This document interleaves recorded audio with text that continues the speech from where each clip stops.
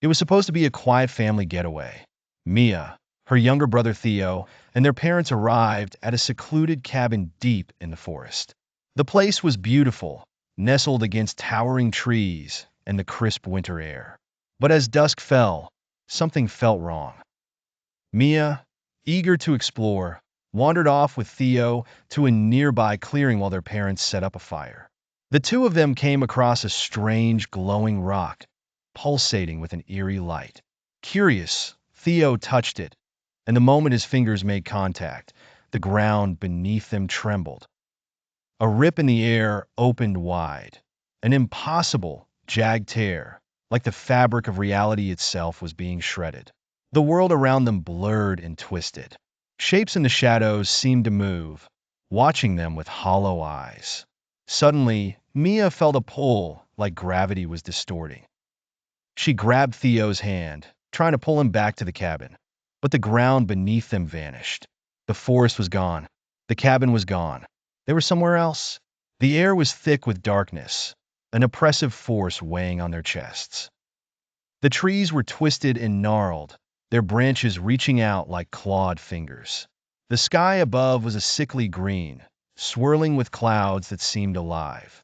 A low growl echoed through the air. Mia, where are we? Theo screamed. I don't know, Theo. We have to get back, Mia said, her voice shaking. Suddenly, they heard footsteps approaching. The ground rattled with each step.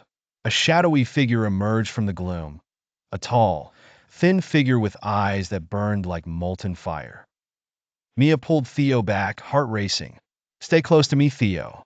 We have to move. They ran, but the path twisted and turned in impossible ways. They couldn't escape the sensation that something was always behind them, watching, waiting. Then, in a blur of panic, Mia realized they weren't alone in this dimension. There were others, people who had been trapped for years. Faces appeared in the mist, pale and gaunt, their eyes empty and hollow. Whispers filled the air, beckoning the siblings to join them. Mia, I don't want to stay here, Theo cried. I won't let that happen, she promised. The air thickened, the oppressive presence closing in. Mia glanced around, but there was no escape. They were stuck in a dimension where time didn't exist. Trapped with countless souls who had all touched that cursed stone. And in the distance, they saw their parents, lost and wandering, looking just as confused and scared as they were. Mia took a deep breath, pulling Theo close. We're going to find a way out. We have to. But in the horror dimension, no one ever truly escapes.